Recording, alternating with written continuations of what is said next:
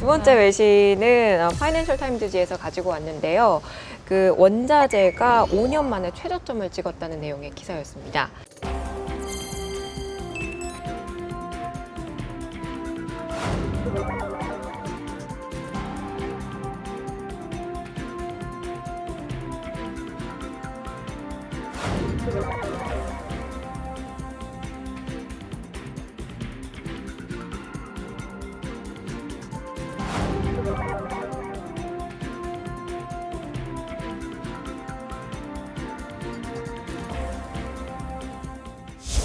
달러 강세 그리고 수요 시장의 공급 증가, 중국의 경기 둔화로 이 원자재 가격이 금융위기 이래로 최저점을 찍었다라고 얘기를 하고 있는데요.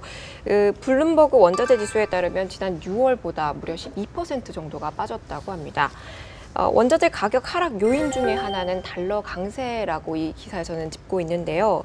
그 미국 통화 가치 상승이 금과 같은 달러 가치 자산의 상승을 촉진하고 있고 여기에 더해서 그 지속된 가격 하락에 더해 이제 투자자들의 매수 심리가 악화되고 있다라고 얘기를 하고 있는데요. 그 원자재 가격 하락의 또 가장 중요 요인으로 꼽았던 게 바로 중국의 경기 둔화 부분이었습니다. 원자재 담당 애널리스트 같은 경우는 우리는 현재 그 중국 시장의 그 성장 모멘텀이 사라지고 있는 것을 목격하고 있다라고 얘기를 하면서 그 투자를 주저하게 만드는 약세 지표들이 계속적으로 나오고 있다라고 설명을 하고 있고요. 그 전문가들 같은 경우는 유럽의 그 불투명한 상황에다가 중국 문제 등 이런 여러 가지 상황이 악화돼서 이제 이 원자재 시장이 굉장히 어려움에 처해 있다라고 이 기사는 설명을 하고 있습니다. 5년 만에 이렇게 원자재 시장의 가격이 최저치를 기록했다라고 하는데 언제쯤 이 가격이 회복할 거라고 보시나요? 근데 사실 달러 강세가 계속 가면 쉽지는 않아 보이는데요. 그렇죠. 예. 그리고 또 한 가지 우리가 유의해서 봐야 될 게 2차 석유 파동이 79년에 터졌지 않습니까? 그때 확 튀었던 유가가 그 다음 몇 년 동안 하락했는지 한번 생각을 해봐야 됩니다. 1980년부터 시작해서 90년대 말까지 하락했거든요. 20년 동안 하락했습니다. 그러니까 원자재 가격이 지난 그 2000년대 너무 많이 올랐어요. 그죠? 우리나라가 유가가 20불, 30불 돌파하니까 비상 걸렸다고 한 때가 있었어요. 지금 유가 30불이면은 이거는 상상도 못하는 싼 가격이잖아요. 그죠? 그렇죠. 근데 꾸역꾸역 올라가서 2008년에 140불 넘었었지 않습니까? 150불. 근처에 갔었죠. 그죠? 그 원자재 가격이 어떻게 보면 한 10년 이상 동안 굉장히 급등하게 된 이유는 그 전에 20년 동안 원자재 가격이 안 오르면서 원자재에 대한 투자가 거의 안 이루어졌던 측면. 그래서 공급 측면에서 원자재가 많이 모자랐던 측면이 있어요. 그러니까 이제 갑자기 2000년대 중반에 그 투자 붐이 세계적으로 일어나면서 그 원자재 수요가 많아지니까 막 올라간 거죠. 그죠? 공급은 그동안 안 만들어놨는데 수요가 강하니까 크게 늘어났는데 지금은 반대로 돌아선 거잖아요. 그죠? 그동안 공급이 또 많이 늘었어요. 가격이 급등했기 때문에. 근데 반대로 수요는 투자의 시대도 지금 저물어 가고 있는 것 같아요. 보니까요. 더 이상 뭐 대규모로 뭐 시설 투자하지 않는 것 같습니다. 전 세계가 과잉 설비 상태인데 그렇게 못하는 것 같고 이런 상황이 언제까지 지속될 것인가? 제가 볼 때는 뭐 안 보여요, 그냥.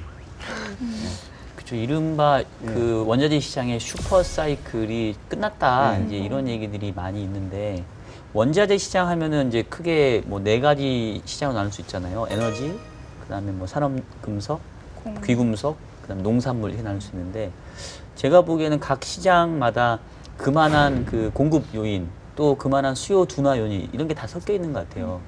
그러니까 에너지는 그 쉐일가스라고 하는 확실한 그 대체제가 생기다 보니까 뭐 국제유가 오르기가 상당히 좀 어려워지는. 산업금속 쪽은 뭐 우리 오늘 타픽이 중국인데 최근에 중국 금융시장은 좋을지 모르겠지만 확실히 경기 흐름 자체는 사라지고 있고 그다음에 그동안 그 고성장했던 부분들에 따른 원자재 수요 요 부분들도 앞으로 줄었으면 줄었지 늘어날 건 아니잖아요. 그것도 좀 암울하고.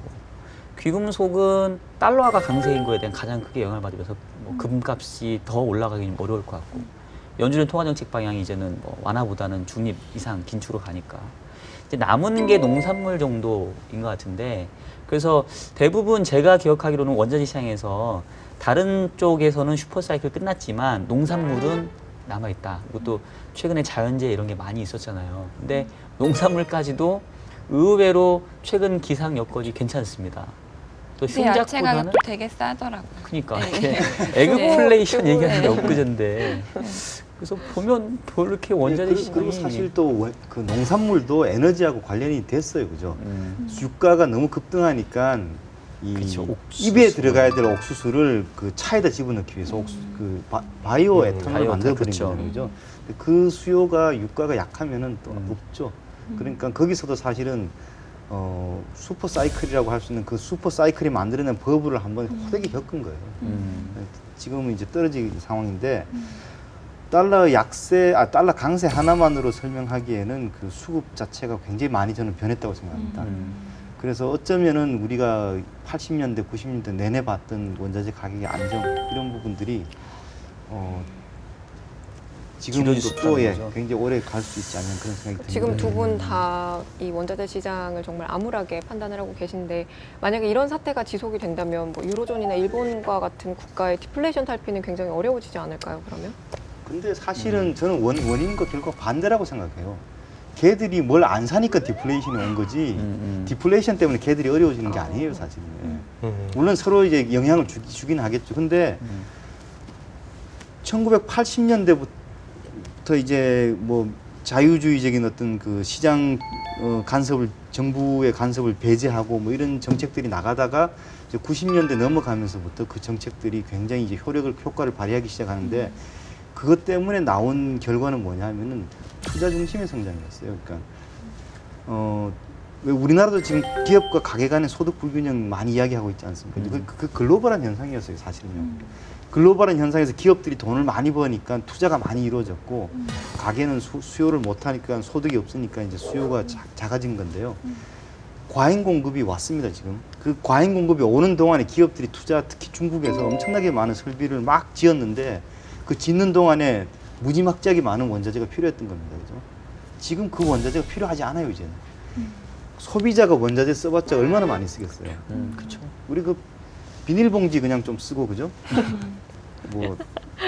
금속을 우리가 쓰면 얼마나 쓰겠습니까? 화학 재료 우리가 씁니까? 시장 가서 뭐 폴리에틸렌 사보신 적 없잖아요, 그죠? 그러니까 그런 그 원자재 같은 것들이 당연히 기업이 주도하는 성장에서 강하게 수요가 일어나는 건데 지금은 그게 아니거든요. 아 그런데 과자값은 왜 이렇게 높은 거예요? 아이스크림도 너무 비싸요. 그건 좀 이상하긴 해요. 진짜 이상하네요. 근데 예전에 네. 이제 뉴스에서 보니까 밀가루 가격이 막 오를 때 그때 이제 식당에서 이제 그 밀가루 가격 때문에 뭐 국수 가격을 올립니다 해서 1,000원 올렸다 그랬는데 그 뭔가 상승 요인이 1인분에 10원 정도라 그러더라고요. 근데 10원이 1,000원으로 예.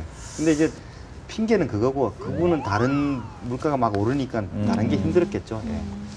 그럼 이런 상황이 혹시 그 통화 정책에도 영향을 미칠 수 있을까요? 당연히 영향을 네, 주겠죠. 영향 예. 많이 미칠 것 같은데요. 그러니까 그 우리나라 제가 그 BOK는 또 이렇게 욕을 안 하려고 했는데 BOK 그 저격수로 왠지 이미지가 굳어지는 것 같은데 올해 한국은행이 물가 전망을 계속 틀렸던 이유도 결국은 이제 비용 측면 여기서 이제 많이 그 핑계를 대셨거든요.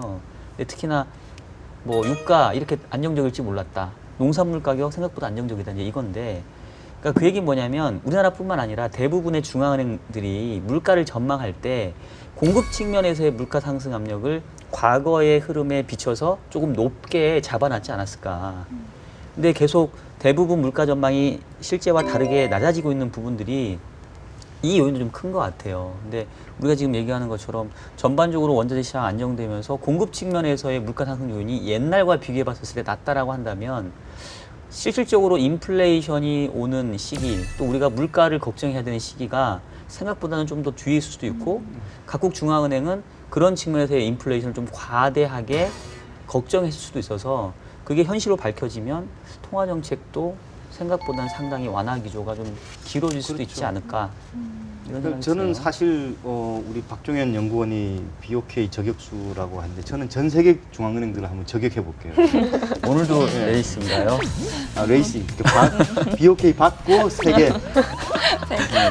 근데 이게 뭐냐면요. 그 공급 요인인 건 맞아요. 유가라든가 이런 부분들이 그냥 예상하기 어려운 그 공급적 요인인 건 맞지만 사실은 그것도 글로벌한 관점에서는 수급입니다. 그렇죠, 그렇죠. 유가가 약하고 원자재 가격이 약한 거는 글로벌 전체 수요가 약하기 때문에 그런 거예요. 그거를 간과하고 자꾸 이거는 외부 요인이고 과거와 같은 패러다임으로만 바라보게 되면은 그렇죠. 그냥 높게 자꾸 잡아놓고 이것 때문에 물가가 예상보다 낮다라고 하는데 사실은 그것도 예상에 넣어야 될 변수였어요. 글로벌 경제에 대한 전망. 근데 글로벌 경제가 자꾸 2000년대 중반과 같은 그런 그 위기만 진정되면은 2000년대 중반의 시스템으로 돌아간다는 그걸 전제로 세계 경제를 바라보게 되면은 또 유가가 오르고 미국이 또 막 흥청망청 소비하게 되고 그렇죠. 그런 식으로 가게 되면은 잘못된 판단을 내린다는 거죠. 그래서 제가 볼 때는 물가에 대해서 너무 과도하게 이렇게 높게 보고 있는 그 중앙은행들의 어떤 그런 실수랄까요? 그런 부분은 세계 경제가 패러다임이 달라진 거를 반영을 못하고 있어서 그런 게 아닌가 생각이 듭니다. 한 가지 더 질문이 있긴 한데 다들 가셔야 하니까요. 여기서 마무리하도록 하고요. 어저께 정 박사님 왜 회식 안 오셨어요? 그러게요. 오늘 진행하신다고 기모 오시고 오신 건가요? 사실 이게 그 컨디션 조절이 좀 필요했고요. 가면은 네. 많은 음주를 하게 될 수도 있을 것 같아서 저희는 뭐 뭐야, 그런 거 저 음주하고. 어제 과음했는데. 아니 전화를 계속해도 안 받으시더라고요. 아, 저는 안 왔던데요. 거짓말. 그건 확인해 보는 걸로. 확인해 보는 걸로. 하여튼 뭐 다음번에 할 때는 빠지지 마세요. 네, 뭐 알겠습니다. 예, 뭐 다음번에 제가 꼭 참석해서 예. 여러분들보다 더 맛있는 거를 더 많이 먹도록 하겠습니다. 네, 오늘 뭐 여기까지 하도록 하겠습니다. 예, 네, 다들 수고하셨습니다. 수고하셨습니다. 네, 수고하셨습니다. 네, 수고하셨습니다.